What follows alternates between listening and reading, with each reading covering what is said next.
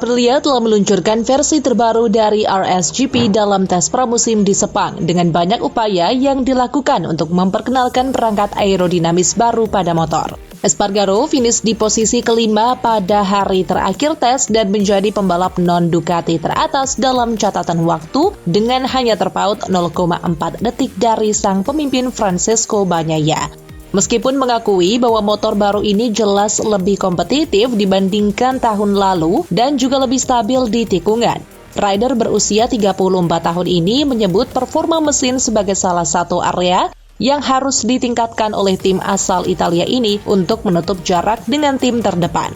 Espargaro mengatakan bahwa kecepatan di tikungan tengah adalah keunggulan RSGP, namun ia mungkin tidak dapat memanfaatkannya secara maksimal jika ia terjebak di belakang motor yang lebih lambat saat memasuki tikungan. Pembalap Spanyol ini mengaku bahwa hal tersebut menjadi perhatiannya, tapi ia dan para insinyur Aprilia belum menemukan solusi untuk masalah ini. Maverick Viñales tidak dapat menyamai kecepatan rekan setimnya Espargaro di Sepang dan hanya menempati posisi ke-12 pada Kamis. Catatan waktu terbaiknya 1 menit 57,528 detik terpaut 0,4 detik dari rekan senegaranya itu yang juga membuntuti di hari kedua tes. Viñales mengatakan ia tidak terlalu senang dengan RSGP seperti saat terakhir kali ia menguji prototipe 2024 di Valencia pada November karena ia kesulitan dengan pengereman dan masuk tikungan. Menjelaskan masalahnya, pemenang 9 kali balapan ini mengungkapkan bahwa saat masuk tikungan, Viñales merasa keseimbangan motornya masih kurang bagus. Lalu motornya sangat tidak stabil, sehingga dirinya tidak bisa memacu motornya.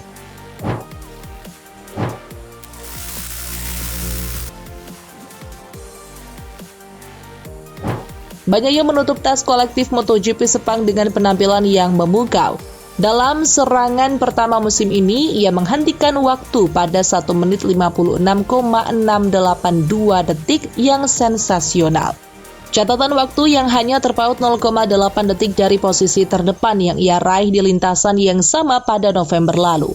Bagnaia bahkan mengatakan motornya sudah mencapai 80%, sehingga dirinya akan pergi ke Qatar dengan kondisi yang baik. Pecco tampaknya tidak ragu tentang apa yang paling disukainya dari motor baru ini. Menurutnya, area pengereman motornya sudah jauh lebih baik. Dibanding tahun lalu, dirinya mengalami kesulitan dalam pengereman yang berdampak harus bekerja keras di bagian entry corner selama akhir pekan. Di sisi lain, motor baru GP24 ini lebih mirip dengan motor 2022 yang lebih membantunya dalam aspek pengereman.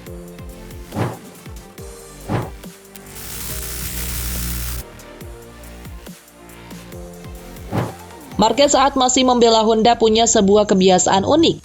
Ia terbiasa memanfaatkan semaksimal mungkin penggunaan roda belakang saat menggeber motor Honda RC213V. Sang pembalap mengakui usai tes pramusim MotoGP 2024 di sirkuit internasional Sepang Selangor, Malaysia, masih memakai cara-cara lamanya di Honda saat memacu Ducati Desmosedi GP23. Padahal cara tersebut tidak cocok dengan tunggangan barunya. Marquez selalu mengamini perkataan Luca Marini, motor Honda RC213V dan Desmosedi GP harus dikendarai dengan cara yang berbeda. Ia berjanji mengurangi kebiasaan itu demi tampil kompetitif. Namun, pada tes Sepang kemarin saat menjalani sesi time attack, Marquez menjelaskan sesi ini selalu mengandalkan insting. Sehingga secara insting, Marquez mengendarai motor seperti Honda. Marquez sadar ini bukan cara terbaik untuk mengendarai motor Ducati, jadi selangkah demi selangkah adaptasinya dengan Ducati harus bisa dilakukan.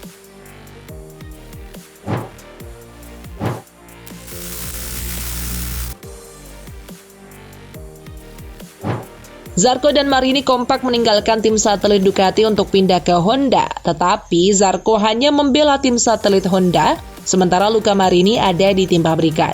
Kedua pembalap itu pun sudah menjajal motor balap Honda dalam tes pramusim MotoGP 2024 yang baru saja digelar. Tes itu digelar di sirkuit Sepang, Malaysia selama 3 hari. Usai tes digelar, Zarco menilai Luca Marini telah bekerja jauh lebih baik ketimbang dirinya dalam menganalisis motor balap Honda. Dia bisa memahami kekurangan yang dimiliki Honda. Dengan masukan Marini, Zarco optimis Honda bisa memiliki motor kompetitif pada musim 2024. Apalagi Marini banyak memberikan masukan berdasarkan pengalamannya di Ducati.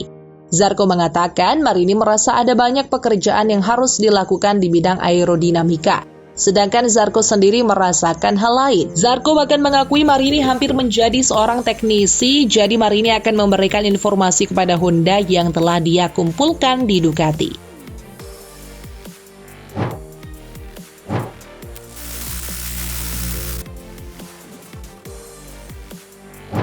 Bezzecchi merupakan penantang gelar juara hingga menjelang akhir musim MotoGP 2023 lalu, meski akhirnya harus puas finish di peringkat 3 klasemen. Oleh karenanya dia diprediksi bakal kembali bertarung di papan atas pada musim 2024 mendatang.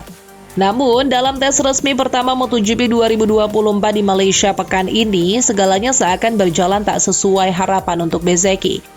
Dia hanya mampu berada di peringkat 15 dengan selisih 1,185 detik dari waktu tercepat yang dicatatkan sang juara bertahan Francesco Bagnaia.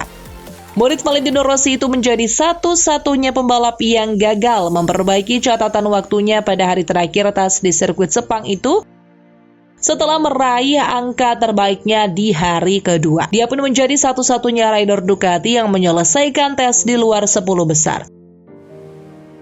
Bahkan dia mengalami 2 kali kecelakaan saat mencoba untuk mempertajam waktunya.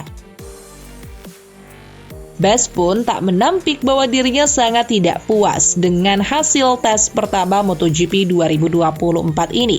Pasalnya, dia tak nyaman menunggangi motor barunya yang merupakan spek tahun lalu, yakni Ducati Desmose di CGP23, serta banyak masalah menghampiri di luar ekspektasinya.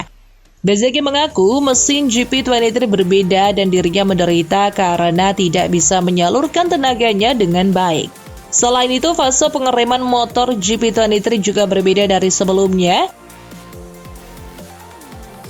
yang membuatnya tidak bisa merasakan ban depan dengan baik. Alhasil dirinya kesulitan masuk dan keluar tikungan. Hasil tersebut jelas mengecewakannya karena tahun lalu dengan motor spek 2022, Bezzecchi bisa bersaing di papan atas, bahkan dia memenangkan balapan dan sempat memimpin klasemen.